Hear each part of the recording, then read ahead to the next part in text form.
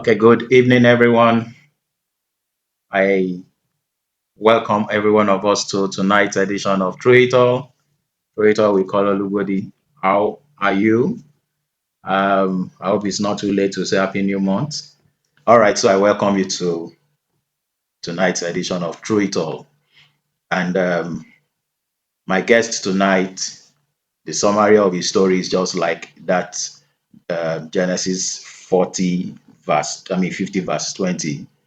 Whatsoever evil the world, the devil, anything had meant for him, God has turned it around for him. It has turned around for his good. And he's going to be sharing his story and his testimony with us. Before I bring him in, if there's anybody joining us for the first time, the name of the program is Through It All, and we got the name from this book. Through It All is my book. Is a memoir of my many trials and triumphs. I've been through so many things in life, but the Lord has been faithful unto me, and I decided to write a book to encourage others. So you can always please go for the book. Visit the website tia.com.ng, tia.com.ng, or you can go on Amazon and just look for Through It All by Color Lubodi, and you can always buy it there. Or if you don't know how to do it, just leave a message in the chat room, and then we see how to get across to you. All right, so tonight my guest is a dear friend and a brother. At least I've known him for quite a while, and I think the Lord has a way of picking the people that comes on this program when it's time. Their time just comes, and so it's Dipo's night tonight. So my guest, his name is Dipo Adesida. Is the COO of Verdant Zeal. Verdant Zeal is a marketing communication company in Lagos. So Depo is my guest tonight. So Depo, you're welcome to Through It All. I think I saw you somewhere. Yeah. Yes. Good evening. Good evening. Good evening. How are you? Good evening. Good evening, everyone. And good evening, Mr. Olibodi. Thanks for the opportunity. The pleasure is mine, Depo. So nice to have you here. Through It All is all about encouragement. It's all about using our story to encourage and to inspire others, to let others know that with God, nothing shall be impossible.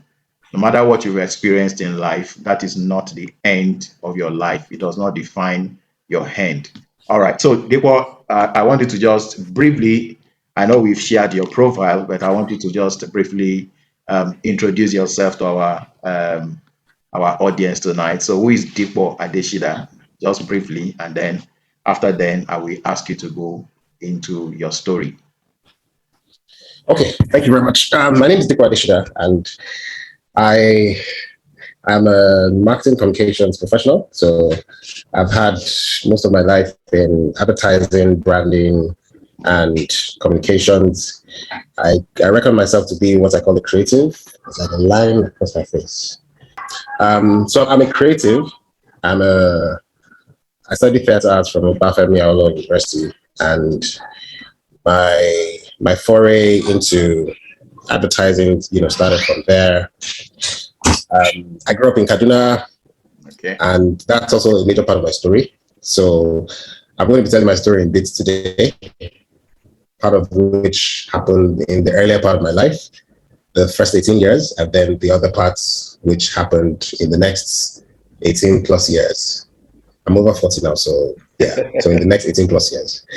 So based on this interview, my life story will be broken into two. The first half, and then, but not the first half, the first 18 years, and then what sort of happened after that. Okay. All right. So let's talk about the first half. So what really happened? Okay. I want to take maybe from the start, and then we will be running against time. All right. Okay. So I was born. I would say I was born restless. I was very restless for the very first part of my life. Very restless. I wanted to be a soldier. I wanted to be a pilot. I wanted to be a cook, a chef. I wanted to be many things, and I wanted everything to happen about the same time. So when eventually, I sort of finished secondary school. I hadn't achieved what I had set out to achieve. It was a feeling of sort of like a midlife crisis in my first few 18 years. So I just felt I had done many things but hadn't completed them. So driving was a major thing for me. When my dad finally said, "Oh, you know what, you can learn how to drive," it was a big deal because I felt, hey, finally, I can master something. So he gave me his car and his driver. This was back in Kaduna. I was already in my first year in Obafemi Awolowo University at the time, Okay. and he gave me his car and his driver. And the plan was to, learn how to drive and so on and so forth. So, it wasn't like I was stealing my father's car to learn to drive. I was legitimately driving. But because I always wanted not to like out of my life. own. Yes, I read your book, not like your own. And so because I always wanted more and I was very restless. By the time my feet were just getting steady in driving, my dad's driver and myself one day said, "You know what? Let's go to Jos. We're living in Kaduna. Jos was like a 3-hour journey from KG. We're like, let's go to Jos, And so we faced Jos on a random day. But as God would have it, the fuel pump was giving us issues. It was a manual, so the car was jerking. So we sort of turned back and were facing Kaduna. This was 30th of December 1997. Wow. And so, as we were coming back into town, we saw chickens on the road. And we said, let's buy chickens. Very impulsive. The version of me today is very different from who I was in, like I said, those first 18 years. Like everything was just, let's do. So we saw chickens and then we said, let's buy chickens. But, we had passed the person selling chickens. So I had to reverse the car, right? And, I was good, but I was not that good. So here I was on the express. I was on my way back from our attempt to go to Jos. We were on the express and we passed this chicken guy and then I was reversing. And as I started to reverse, I noticed that there was a trailer coming behind me. And in my bid to avoid the trailer, I ended up running into it, or the trailer ran into me. It was an 18-wheeler, carrying lots of stuff. And just before the thing hit the car, before the impact, I just blanked out. I passed out. I don't remember anything that happened. Next time I woke up, I was already on the floor outside of the car with glass on the floor. I could just see people. I felt no pain, but I saw people, and I was wondering what's going on. So the first thing I did was I touched my stomach. I could feel. I touched my legs. I couldn't feel anything, Wow. and that's when I knew that, hey, there's going to be wahala. I couldn't stand up, and all of a sudden, everything just started coming back. I could hear people clearly. I could feel, and it all just started coming back. Wow. So I was rushed to the hospital. I'll just try and speed up because, it happened all slowly, but I remember now very quickly.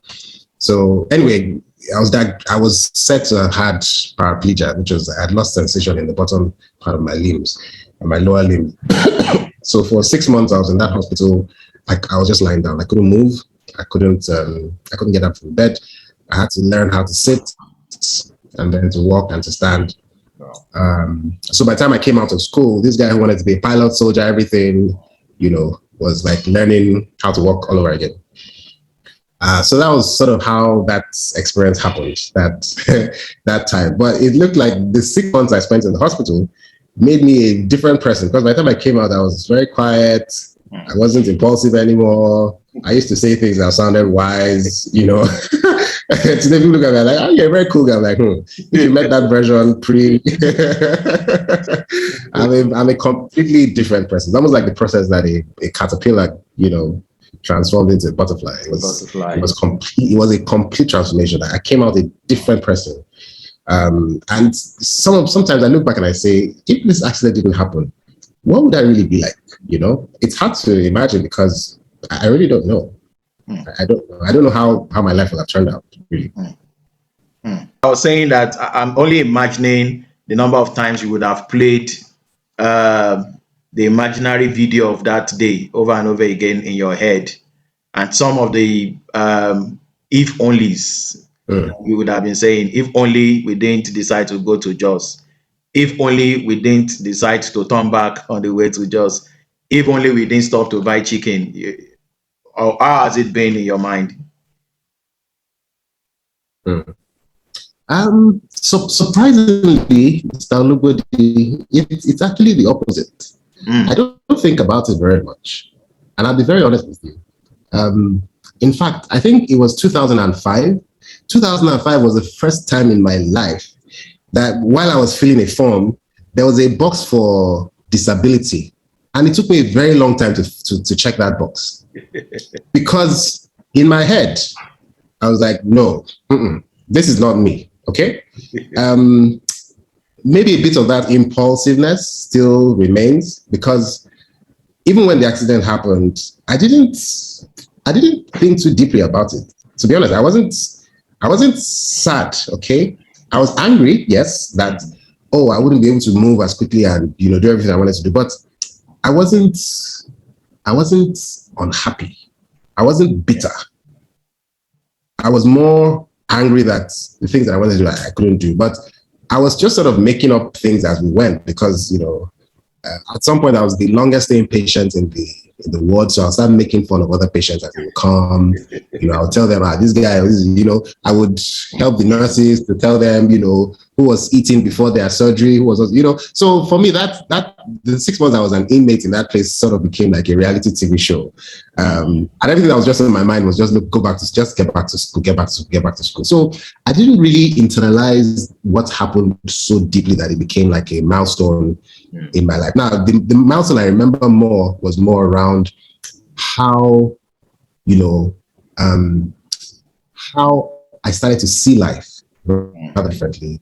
How I realized that, suddenly life will present to you obstacles and you have to overcome them.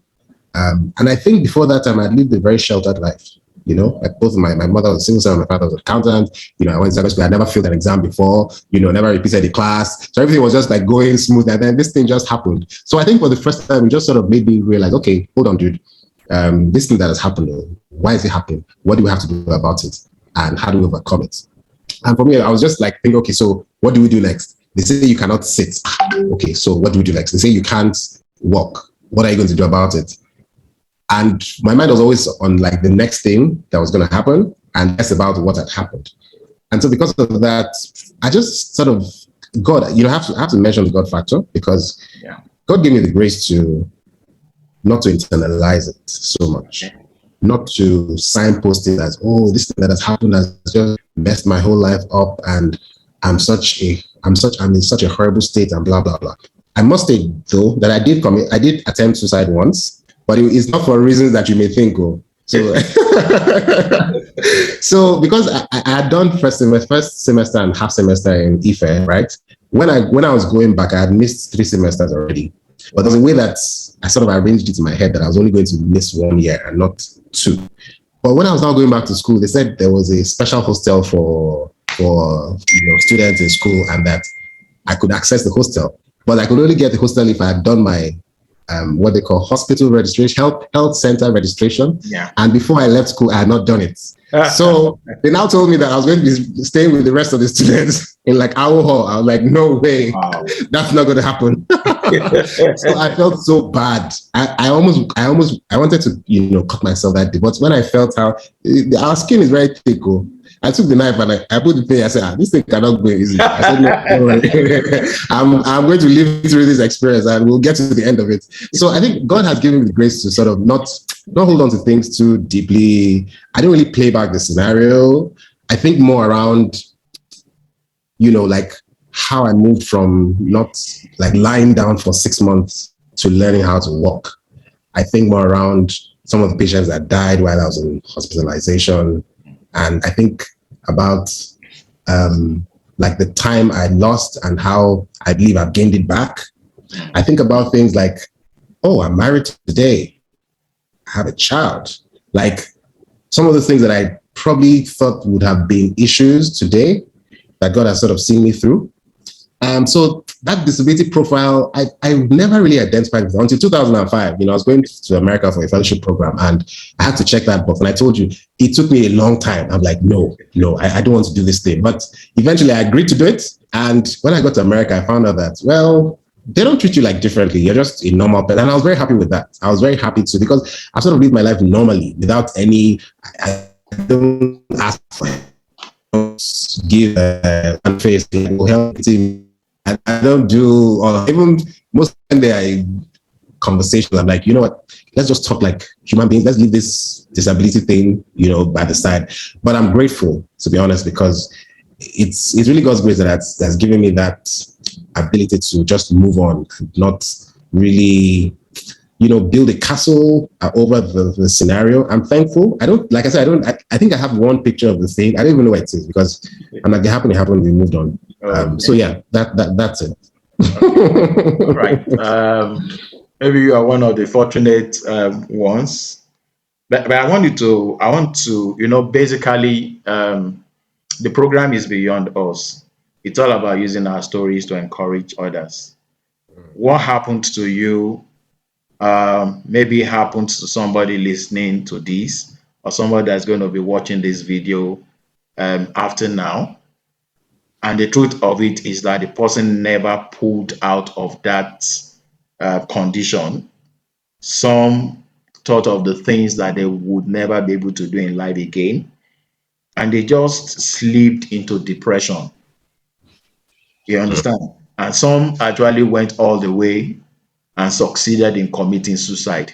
And maybe there is somebody here still contemplating suicide because they had an accident that just took a part of their body away, and they just felt life has ended.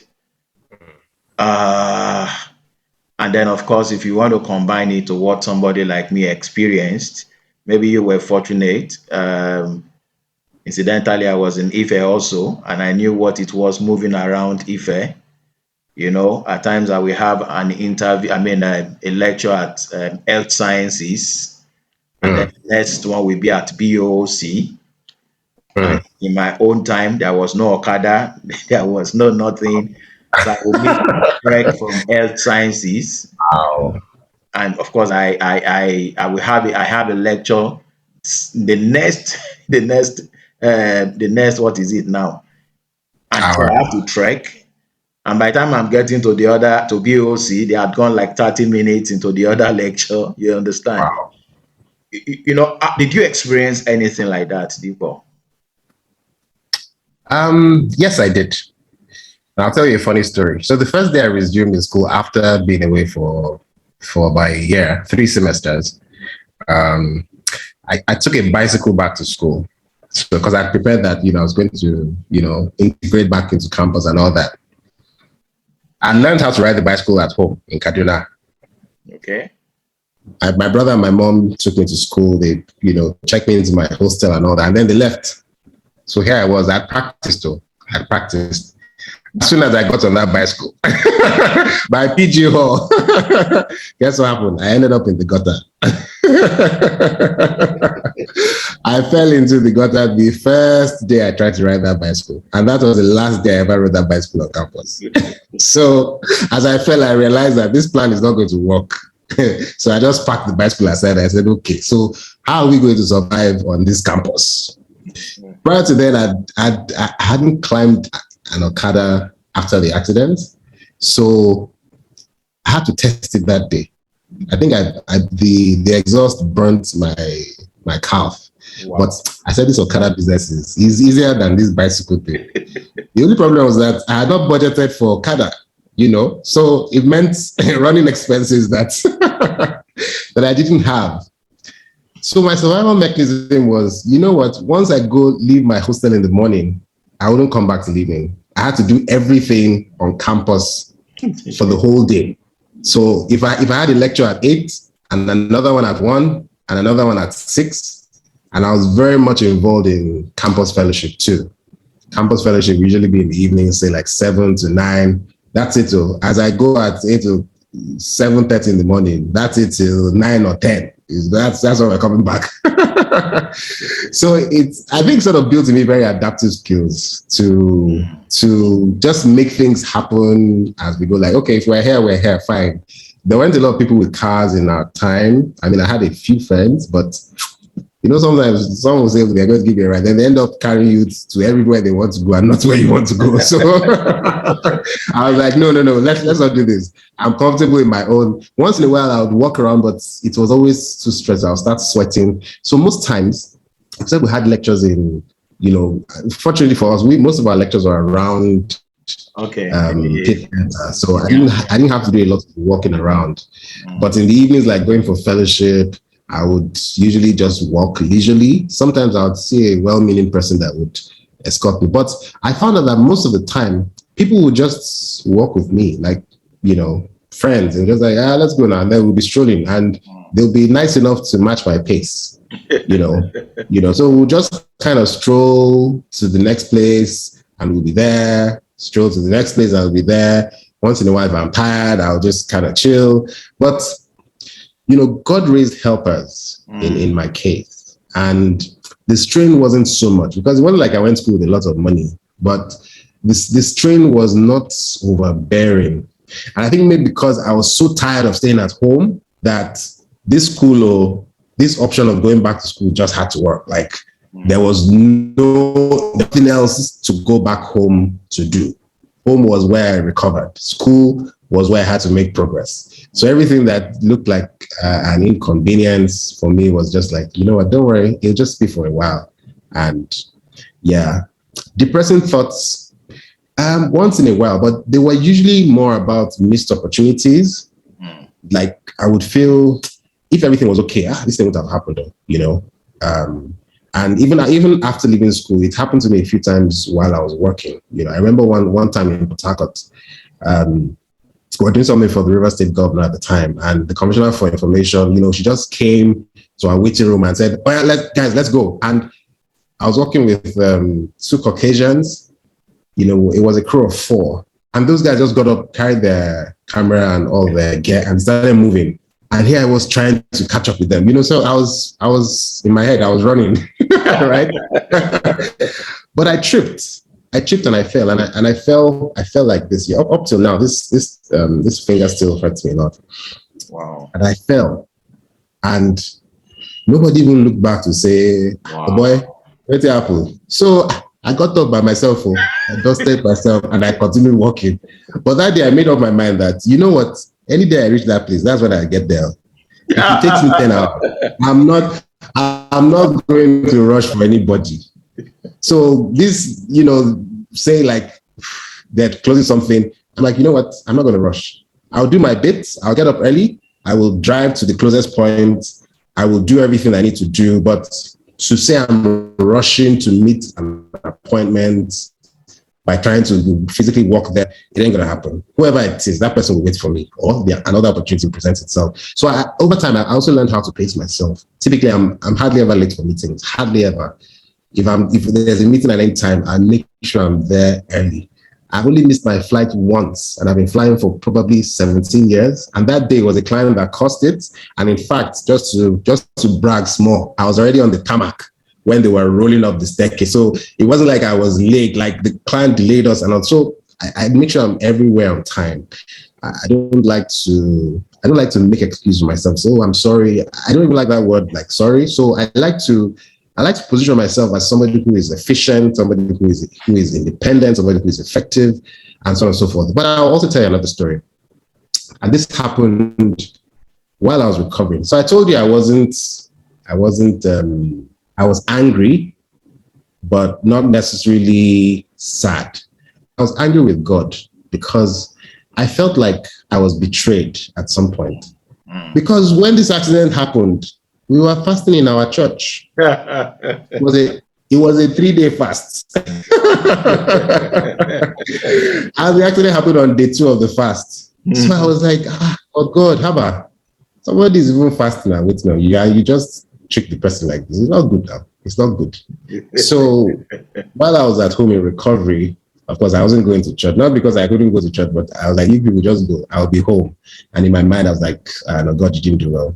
One day, my physiotherapist came, and he was one of these SU brothers who was always talking about Jesus and blah, blah, blah. So I told him, look, I said, I'm a Christian. He was like, yes. But he asked me a question, how are you and God?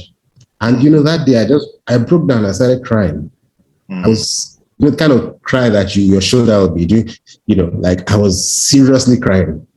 And he just stood there beside me and said, I think you and God have a lot of things to sort out. And truly we did, because for a while I just, sort of like just cut some things off clinically to say, in this world, so I'm just by myself now, no problem. We'll make it, no while. But I think that day something major happened. I came to terms with the fact that I was not very happy with God. I felt betrayed. I felt like after all this fellowship we've been doing on campus and these prayers and everything, I know from campus they would write me letters then. I mean, there was no GSM. So people would write letters, your faith, word of faith movement, all those things. I'm like, hey, God, what am I not doing right now? I'm confessing, I'm praying, I'm this, I'm that. Like, come on, man, give me a breather. So I had those bits of anger, but that experience helped me confront it. And,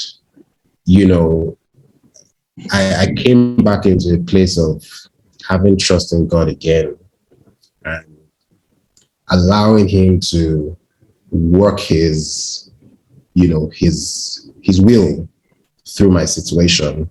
I mean, there were things that I used to like doing. I used to like dancing a lot.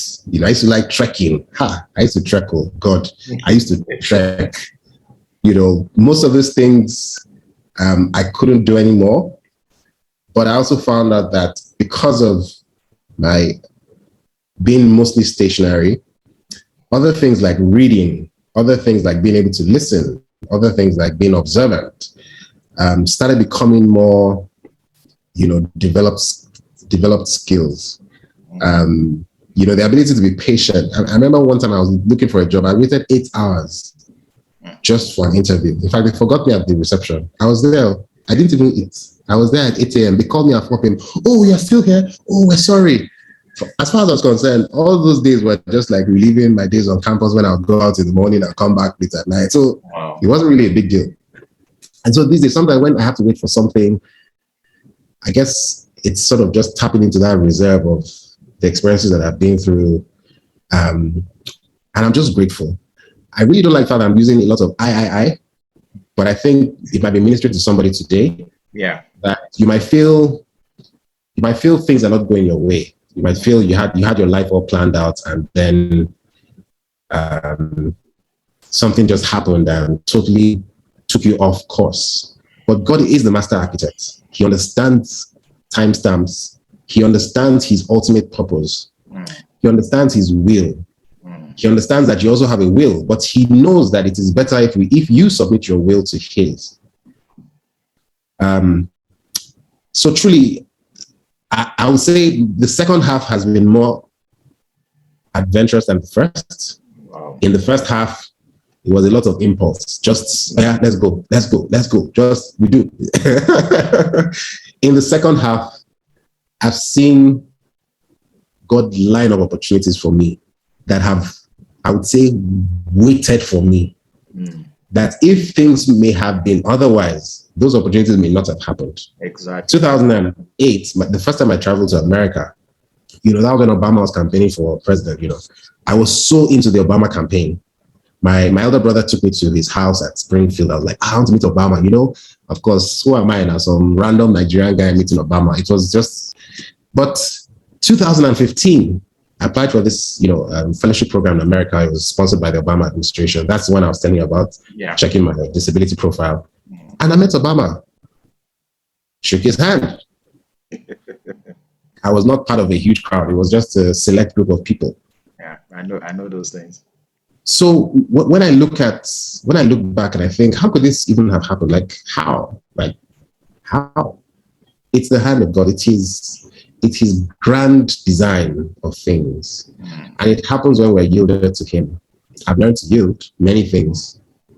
I've learned to yield many things. On the day of my wedding, I cried. My mother-in-law was even yabbing me because, when you have a spinal cord injury, the first thing that is brought to check is your manhood. Like, would you be able to have sex? Would you be able to have a kid? Those things. And it was a cause for concern I didn't have sex until I was married because I felt this is something that I would honor God with. So I wasn't doing girlfriend and all that. So I didn't test the equipment before I got married. Though it was after marriage, and I went into it with a bit of apprehension that okay, we are sure married now. I better work. But let me tell you the beautiful part. The first 2 years of our marriage, okay, well, we said we'll wait 1 year. And then the second year was like the longest year ever because the baby did not come. And then when she came in the third year of our marriage, another beautiful gift. My daughter was born on the 12th of December, 2012. 12. Wow. And that would only have been a gift. Just a gift from God. Like, especially for those of us that don't remember birthdays very well. And I'm guilty of that. And when I just think of all of those things, I think of everything that happened post the first 18 years. I'm really just grateful. I'm thankful. I'm awed. I'm humbled, and I don't take it for granted. I can understand. Today I drive, and I drive. I learned how to drive by myself. One day I was supposed to go to church. I had a driver. I used to come 7 days a week then. One day he didn't come on a Sunday. I was like, I have to go to church. I that car. I said, this car, I was living on money there. I said, this car, I'm going to drive this car today. So, just think about it. This was 2008. The last time I drove was 1997. And the memory of that was an accident. So in 2008, when my driver didn't come, I said, this car, we're going to go to church. My church was a Lagoon restaurant in Victoria Island, Ozumban, by the way. Wow. I was living at Omole, Lojoju. So I entered the car. I said it's manual now. We'll use the walking stick to press this one. It was manual. I drove around Omole the first time. I drove around Omole the first time. Nobody hit me. I didn't hit anybody. I drove around the second time. Same thing. I just came out of Omole through the side gate, the one by GT Bank, Berger, Ogudu, Third Mainland. Got to Lagoon. The only problem was when I now got to Lagoon, I could not reverse. I knew how to go forward, but when I had the accident, I was reversing. So that memory of reversing was still there. So I was like, hey, but I said, I will not let anybody know that I cannot reverse. So the place where I parked the car, that's where I parked it. I told them, don't worry, I'll come up very quickly and I'll move the car. But by and by, I got to learn how to drive properly. I'd learned how to drive in these Lagos, everything. That was where I started driving again. So that means you need to use your walking stick. No, press the clutch. No. Eventually, I figured it out. So I use both legs. I use my left leg for the brake, and I use my right leg for the accelerator. Okay. My right leg is very, very slow, but that's the one that controls the speed. So, and I don't drive slowly. I'm a self confessed fast driver. So I use both legs on the two pedals at the same time. The brake just because anytime I need to stop the car. But these days I don't even think about it anymore because I'm driving now. It's been a while, like 13 years or so. So that's it. That's it. For someone who may be wondering what's going on, I want to encourage you to trust in God. Yeah. And this is not this is not like a cliche trust in the Lord, It's to understand that He knew about it, or He knows what has happened to you. It may not be pleasant. It may not be. You may not feel you've been dealt the best cards, but trust in Him that He would convert everything that has happened in your favor. Just trust in Him. Trust Him. I've attempted suicide before, like I told you. Suicide is not easy. It's hard. It's hard.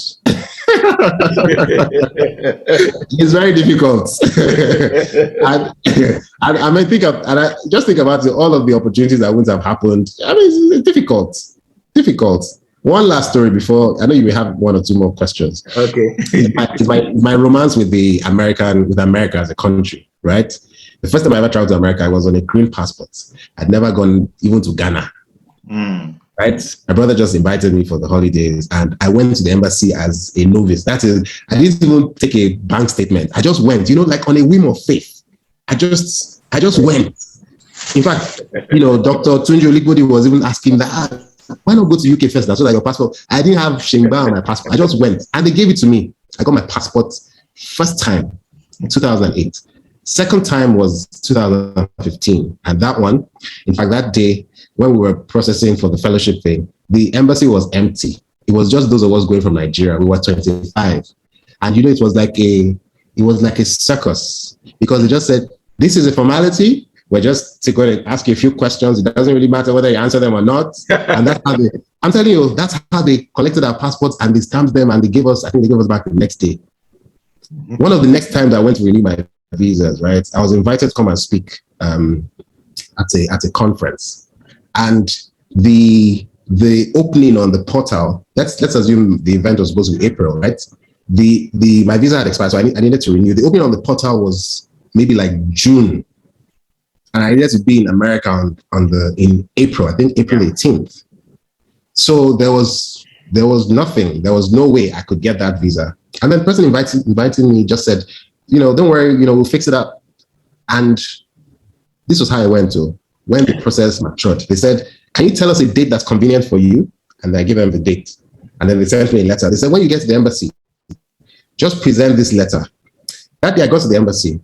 As I presented the letter, what was written on the headline was expedited visa something. So as I was just getting there and showing them the letter, everybody was just saying that word expedited. So I was just moving from gate to gate to gate to gate to gate into the place. And I'm telling you, I didn't spend 20 minutes from when I dropped off at the car park to when I got back to my car. Wow. They were just saying expedited. So when I got to the place, guys, and then the guy said something that just completely blew me off. That he said, we don't want to stress you. So when your visa is ready, somebody will call you and they'll bring it to you. I didn't go back to that place for them. They brought it to me. So people of God can expedite even what you think you lost. Amen. He's the master controller of time. He controls the time and the seasons. The Bible says 1,000 years like a day, and a day like 1,000 years. Wow. Today, the things that I thought I lost, I've gained them back. Wow. And we're still moving, we're still advancing, we're still dreaming, and he's still showing up.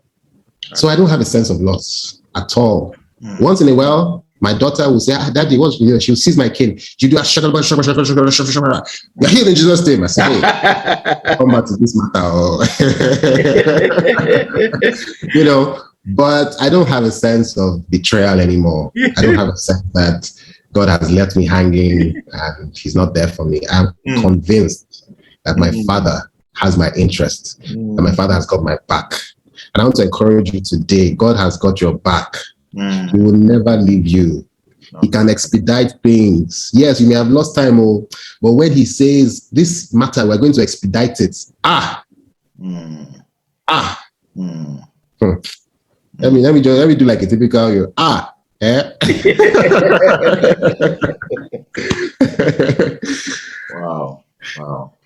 Wow. How did I meet my wife? Hey, somebody's asking. My wife and I were friends from way back. So we knew each other in Kaduna. We went to the same primary school and secondary school, but then we lost touch for a while. But sometime in 2007, we were just doing, that was when MTN was doing midnight call. So, we used to talk to them, and I was dating one other girl. Eventually we broke up. Anyways, cut the long story short, my wife told my wife now told me then that, there was one guy that said he was going to marry her. I was like, somebody wants to marry you. What do you mean? I was in Lagos. She was in Abuja from August 2007 till December 2000. To January 2000. December 2009, because we got married in January 2010. I was in Abuja every month. All my life savings, I'll use it to be entering aero contractors and I was flying to Abuja. I said, you this girl, I'm going to marry you. I'm not giving any room for you to be telling me that somebody else is dating you. And again, let's go back to that impulse thing of you are the one I'm going to marry.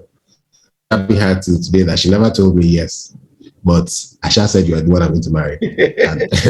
and we did get married in 2010. Oh wow. All right. So Any challenge from your wife's family while you are still on the way? Was there any preservation? Mm. Not really. In fact, on the flip side, it was from my mother, not from my parents-in-law. It was from my mother. So my mother called me one day and said that my wife's family, my wife to be's family doesn't have an issue with. I said, issue with what? She said, now. I know Yoruba people, we speak with very high contexts. She said, are they comfortable? I felt so angry that day because I told you, like in my head, everything's okay. In my head, like there's nothing. So I felt so upset with my mother that day. We had this bitter argument. In fact, my father came and my father sided me, which I liked. God bless him. May his soul rest in peace. But my mother told me that I should not sweep anything under the carpet, that I should talk about it. I said, okay, I will talk about it.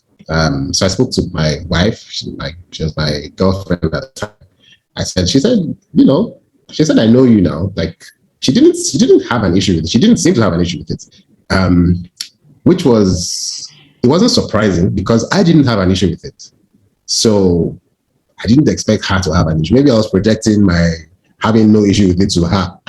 And I was angry with my mom that she was out of everybody, the one who was supposed to be defending me. She was the one who was, but Trying to discourage. yeah, but not at all. No issues at all. None that I can recall. No, none that I can recall. Wow. We've run out of time, but I'm so sure somebody here has really been blessed. And the key thing that I think I kept on hearing you say, Dipo, is it's all about a matter of your mindset. The way you see your situation is the way it's going to play out. If you feel like whatever you have gone through or you are going through, this is where it's going to end, there's no way out again, my life can't amount to any other thing, it seems to end there. So Depo is where he is today because he refused to allow whatsoever happened to him to deter him from moving on in life. And so maybe somebody needs to borrow this wisdom this evening. The way you see yourself, as a man thinks in his heart, so is he. If you see yourself as a grasshopper, the Bible said those spies, when they were told to go check out Canaan, they said when we got there we saw giants, and before us we were like grasshoppers, and then when we got close to them, they started seeing us like grasshoppers. They were the one that started the thought that we are grasshoppers. Then the sons of Anak also saw them as grasshoppers. Stop limiting yourself. Stop using your mouth, your mind to degrade yourself and to finish your life. I hope somebody needs to really learn this. Dipo, before I let you go, let's talk about your book. Your French teacher, what's the name of it again? The French teacher had an Igbo accent. Yeah, your French teacher had an Igbo accent. What is it about? Who is that French teacher that is speaking Igbo?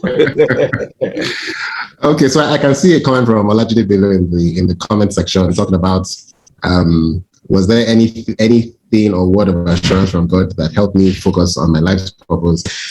So my French teacher had an Igbo accent was a product of my writing over a period of time. Like I said, I work in advertising, marketing, and branding, but I'm a writer. So I majored in writing from school in script writing, and I've done quite a lot of writing. But I thought I needed to have a body of work that would be an expression of some of my perspectives on life, some of my experiences. So my French teacher had an Igbo accent. I didn't listen because there might be word for somebody here today. Yeah. So that book was a product of my perspectives on life, right? Growing up, how my relationship with my parents, especially my mother, like I said, I was very restless as a kid. My mother found a way to channel that restless energy into writing from when I was about 7 or 8. And even though I was very restless, she made me start, putting my words, my thoughts into words. And for me, that was such a powerful, paradigm, because she had tried everything. She had beaten me, threatened me, everything. I mean, I was short of going to prison in her books, but she, found a way to get me to write. And writing was just that. Every time I was writing, I'll be calm. Once I was done writing, I'll be restless again. So this book for me was a way of communicating my thoughts, my very personal thoughts in story format, in humor format, because I like to laugh. I like to write about humor, because I believe that humor makes things go faster, makes people Exactly. understand concepts better. So I wrote that book in 2016, although I did the formal launch in 2019, and I just wanted to be able to not teach people, share that life will always present you with obstacles, but you can always overcome those obstacles. Everything that is worth doing will present you with obstacles. My the bookmark I have that goes with the book says, "Never let a crisis go to waste," because every crisis carries in it the seed of a breakthrough. Hallelujah. So Wow. every time a crisis hits you, always know that in that moment there is a breakthrough. In that moment there is a breakthrough. Every time, and I repeat it, every time there is crisis. Just like Peter, when Jesus told him to walk on water, right? As long as his eyes were focused, he didn't have to worry about the waves. He was doing the miraculous, the supernatural. So every time there's a crisis, Jesus is saying, "Come, oh, I'm calling you. I want you to walk on water. There's a storm. It doesn't matter. I want you to do things that are unprecedented." So that book was a life. So I call them life lessons. Opportunity to just share that things will go wrong, but if you focus on the right life lesson, you will always learn something. You will always come away with something awesome. Mm. Mm. Mm. That's so great. Where can we get the book? The book only has a few copies at Laterna now. I'm supposed to do another release, but I'm working on another book. So permit me to be very lazy on this matter. Right now, if you go to Laterna Ventures, Okwao VI, you can get copies of the book there. But all the online copies, it's on Amazon as well. But that's Amazon Global. That's Okay. an early edition. I really don't push the Amazon one because I did it. I did additional work on the one that's available here in Nigeria. So if you check Latino Ventures, my French teacher had an Igbo accent. You would get it. I think it's in the nonfiction section. So that's the Okay. last time I checked. Yes. All right. Soft copy is on Amazon. If you have to order, you can get a Kindle version on Amazon. Okay. All right. Thank you Yes. so very much, Dipo. Thank you. Thank you, sir. Um, the evil that the devil meant for you has turned around for your good. I'm so sure the devil is a bad devil, like you always say. It Yes, was sir. as if your life was just going to end that 1997 and just remain bedridden for the rest of your life. But the Lord came for you and he has proved himself mighty and strong on your behalf. There was a song that came to my mind when you were talking. I have a make. I'm not good at singing. I have a maker. He formed my heart before even time began. My Yeah. life was in his hands. In his hand. He knows my name. I'm still going to play it as we're going out. He knows my every thought. He sees each tear that So falls, and he I hears me hear when I you when I call. call. God knows everything about us. So I don't know Yeah. what anyone here is going through. He is your maker. He knew you before you were born. He knew the path he has arranged for your life.